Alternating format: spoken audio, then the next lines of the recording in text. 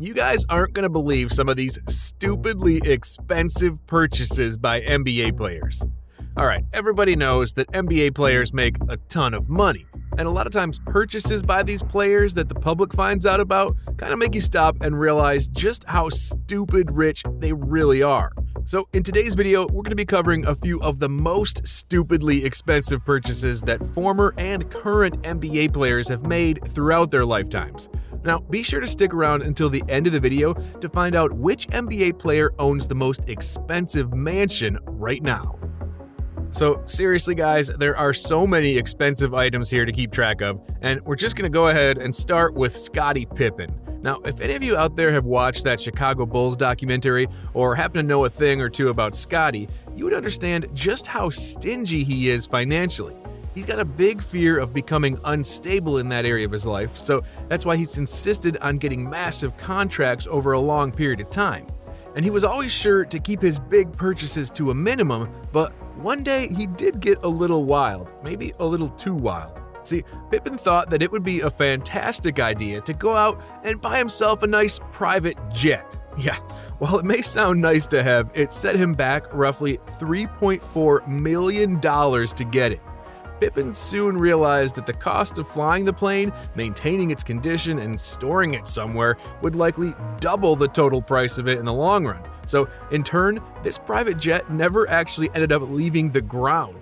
If there was ever a purchase that you could call a stupidly expensive one, this one would be right up there. Next up, we're going to talk about a player who many may not remember, but if you're in the NBA, chances are you're going to have an abundance of money at your disposal. And that was the case here for Al Jefferson. The 6'10" center was once considered one of the best players in the league at his position, which is why he got compensated very nicely in his contract. And he didn't take that money and buy a car or a house though. Instead, he spent a whopping $23,000 on a bed. Yeah, you heard that one right. He spent that much money on just a bed. Though it wasn't just any bed. In fact, it was a bed that was nearly triple his own size. In total, it was 10 by 12 feet and could probably fit about 5 7-foot NBA players if it really pushed its limits. The reason this was such a stupidly expensive purchase is because he didn't even need a bed that big or that expensive. And even if he had people over, which chances are he did, a bed even half the size of this one probably would have done the trick. But hey, I guess if you've got the money, why not splurge a little bit, right? Now, we all remember Joe Johnson, right?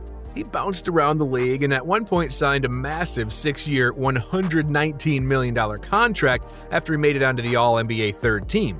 The former NBA player has made a lot of cash, to say the least, and he made sure to pour a ton of that into a personalized sneaker room. Unfortunately, we aren't quite sure of what his total amount spent was on this specific room, but just going over the details, you could tell that it was no cheap purchase. First of all, the walls of shoes in there probably cost a significant amount of money themselves, probably way more than Jefferson's massive bed from earlier. On top of that, Johnson is the only person allowed in the room because it has a fingerprint security system attached to it, along with a specialized temperature to keep it perfect in there for the shoes. Oh, and he also threw a full-size bed in there too, just in case he felt like sleeping alongside his prized possessions. Moving on now to the legendary meme man himself, J.R. Smith. As you could probably expect here, JR was one who liked to throw some cash around back when he was making some big dough with the New York Knicks or even the Cleveland Cavaliers for a little bit. The shooting guard decided that it would be a fantastic idea to become a private jeweler and create his own company. That cost him roughly $50,000, and it never really got off the ground all that much. Nobody really knew about it until he walked around with a black Jesus piece, a jewelry item that got him heavily criticized because it strangely resembled himself. That piece set him back an additional $25,000 as well. Safe to say that Smith loved to look flashy and mess around with some insane jewelry concepts. Up next, we've got a bit of a weird one featuring Eddy Curry. Curry used to be one of the highest paid players in the league when he signed a 6-year, $60 million deal. He was just horrible with his purchases though. And you know why?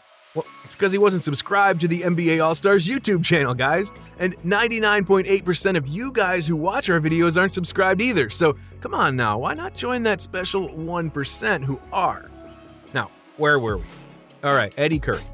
Curry overpaid for his apartment and apparently took out a 5-month loan worth $570,000 at, get this, 85% interest. I'm not a businessman, but I know that 85% interest is not good.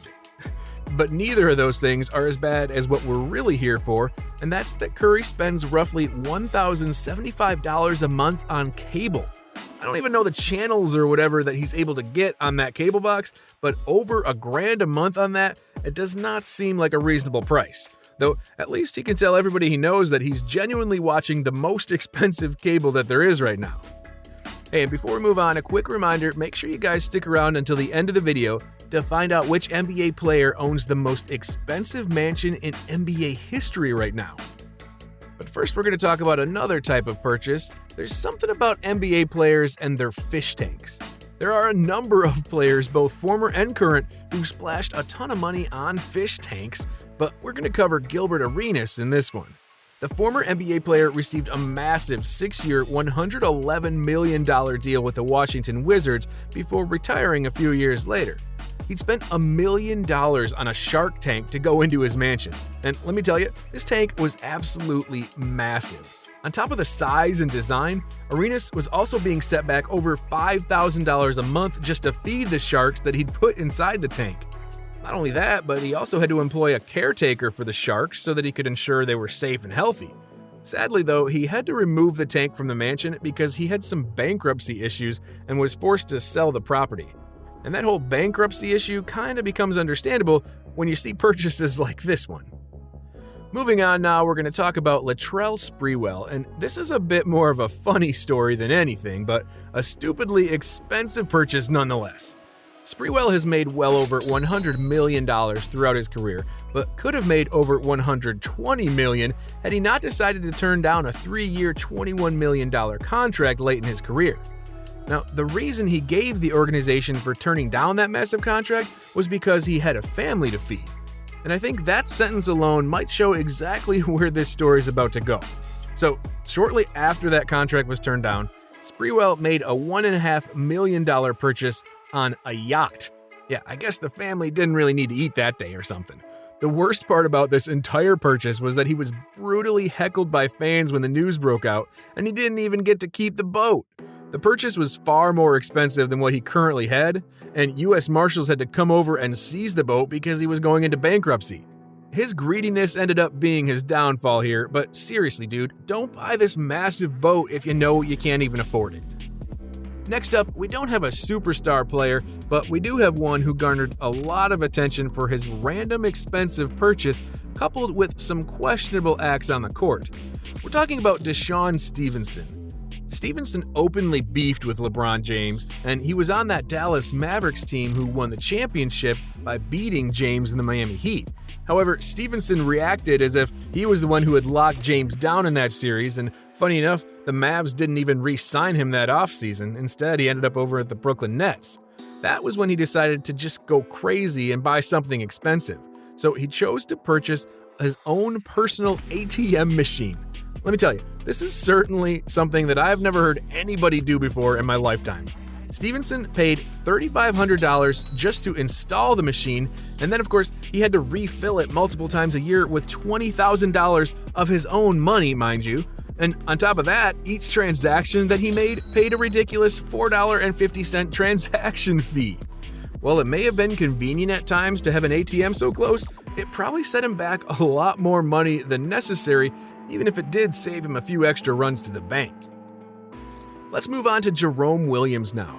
Williams was a hugely popular player for 4 different teams for his hustle and hard-nosed play out on the court. That play netted him a pretty good sum of money throughout his career and allowed him to spend some money on needless items, as you probably would expect. However, when he was on the Detroit Pistons, he had his own cheering section and website, but also paid for a personalized mascot. And that mascot was a Junkyard Dog. There's a story about that somewhere involving Damari Carroll that I don't have all the information to right now, but anyway, that was his purchase. This mascot actually went around to reach out to young children in hospitals and schools. The intentions were pure, I think, and it was genuinely a great move by Williams, but seriously, buying your own mascot and hiring somebody to be in the suit probably cost him a lot more than he would have liked. Finally, I think it's only right that we mention Chris Bosh and his unbelievable mansion. Bosh, of course, is very well known around the NBA by all sorts of fans, and he won championships with the Miami Heat before being forced to retire due to injuries. However, that didn't stop him from getting loads of money and splurging a lot of it on a living space. He wanted to settle down in Miami Beach when he was done with his career, and so he purchased a $12.3 million mansion there.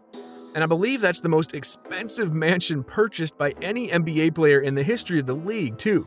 The mansion has 12,000 square feet, an inside elevator, a massive infinity pool, an all-white interior, and some gorgeous furniture splashed around the interior. Just looking at the pictures makes me pretty jealous. This is the most expensive purchase on a mansion that I've ever heard a professional sports player make in a long time. And I'm shocked that Bosh was the one to do it. Even though I'm sure that location played a major factor in the amount of money he had to spend, a stupidly expensive purchase like this really makes the normal folks like us feel poor in the grand scheme of things. Hey, if you enjoyed this video, then make sure to check out who owns the most expensive car from the 2003 NBA Draft, next on the right, or YouTube has handpicked a video on the left-hand side that they think you'll want to watch next.